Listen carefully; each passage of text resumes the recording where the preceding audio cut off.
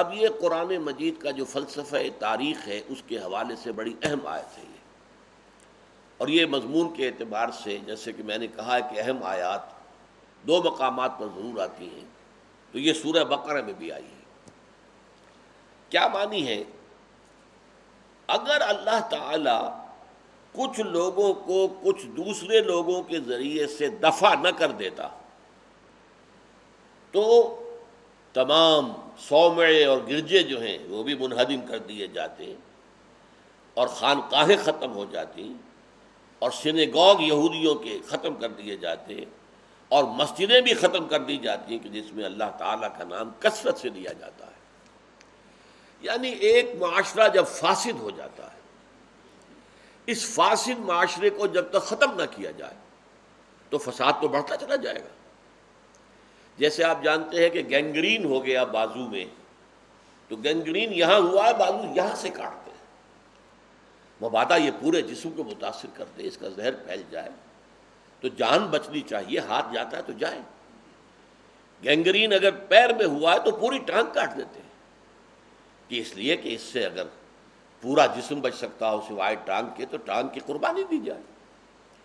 اسی طرح جب کوئی معاشرہ فاسد ہو گیا، اس میں گند ہے، فسق ہے، فجور ہے، ظلم ہے، استبداد ہے، تو پھر اللہ تعالیٰ کسی قوم کے ذریعے سے ان کو شکست دلواتا ہے، ان کے اوپر عذاب لاتا ہے، انہیں ختم کر دیتا ہے۔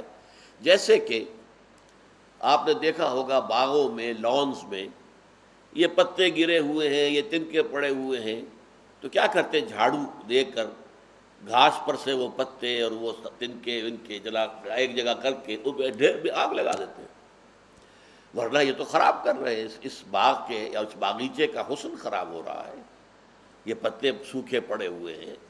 اسی طریقے سے جو تمدن فاسد ہو جائے، جو قوم ثابت کر دے کہ اب اس میں خیر کا کوئی عنصر نہیں ہے، پھر اسے کوڑے کرکٹ کی طرح جلا دیا جاتا ہے، اور اس کے لیے اللہ تعالیٰ اپنی کسی اور قوم کو استعمال کرتا ہے۔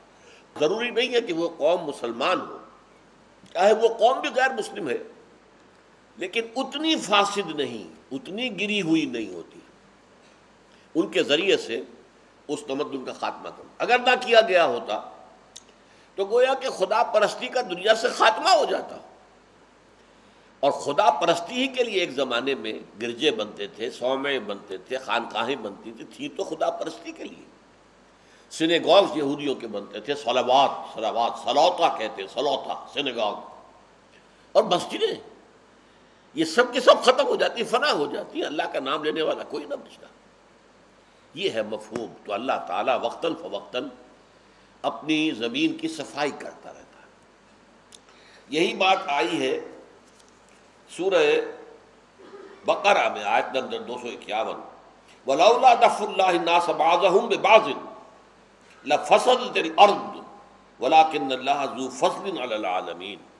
اگر اللہ وقتاً فوقتاً ایک قوم کو دوسری قوم کے ذریعے سے ہلاک نہ کر دیتا تو زمین میں فساد پیدا ہو جاتا، لیکن اللہ تعالیٰ تو زمین والوں پر، جہان والوں پر بڑا رحمت والا ہے، فضل والا ہے۔ یعنی ان قوموں کا ہلاک ہو جانا بحیثیت مجموعی نوع انسانی کے لیے رحمت ہے۔ وہی جو میں نے آپ کو گینگرین کی مثال دی ہے کہ اگر ہاتھ میں گینگرین ہے تو بازو کاٹ دو، ورنہ موت یقینی ہے۔ پاؤں میں گینگرین ہے تو پاؤں کاٹ دو، پوری ٹانگ کاٹ دو، ورنہ پورا جسم ہلاک ہو جائے گا۔ فرمایا وَلَوْلَا دَفْعُ اللَّهِ النَّاسَ بَعْضَهُم بِبَعْضٍ لَهُدِّمَتْ صَوَامِعُ وَبِيَعٌ وَصَلَوَاتٌ وَمَسَاجِدُ يُذْكَرُ فِيهَا اسْمُ اللَّهِ كَثِيرًا۔ اب اس کے بعد ٹکڑا بہت اہم آ رہا ہے، اور اس میں آپ دیکھیں گے کہ وہی صیغہ ہے جو سورہ عنکبوت میں بار بار آیا، فَلَيَعْلَمَنَّ اللَّهُ الَّذِينَ آمَنُوا وَلَيَعْلَمَنَّ الْمُنَافِقِينَ وَلَيَعْلَمَنَّ اللَّهُ الَّذِينَ صَدَقُوا وَلَيَعْلَمَنَّ الْكَاذِبِينَ وَالَّذِينَ جَاهَدُوا فِينَا لَنَهْدِيَنَّهُمْ سُبُلَنَا لَنَجْزِيَنَّهُمْ، ہم لازماً بدلہ دیں گے۔ یہ جو صیغہ انتہائی تاکید کا، وَلَيَنْصُرَنَّ اللَّهُ مَن يَنْصُرُهُ، لازماً اللہ مدد کرے گا بغیر کسی شک و شبہ کے ان لوگوں کی جو اس کی مدد کرتے ہیں۔ یہ باہمی مدد ہے، تم اللہ کے دین کی مدد کرو، اللہ کے خلاف بغاوت جو دنیا میں ہے اس کو فروغ کرو، اس کے لیے اپنی جانیں دو، اپنی وفاداری کا ثبوت دو، بغاوت کو ختم کرنے کے لیے۔ کسی بادشاہ کے خلاف بغاوت ہو جائے تو اب رعایا میں سے جو لوگ خاموش بیٹھے رہیں گے وہ باغیوں کے ساتھی شمار ہوں گے، اصل وفادار وہ ہوں گے جو کھڑے ہو جائیں اور باغیوں کو ختم کرنے کے لیے اپنا تن من دھن لگا دیں۔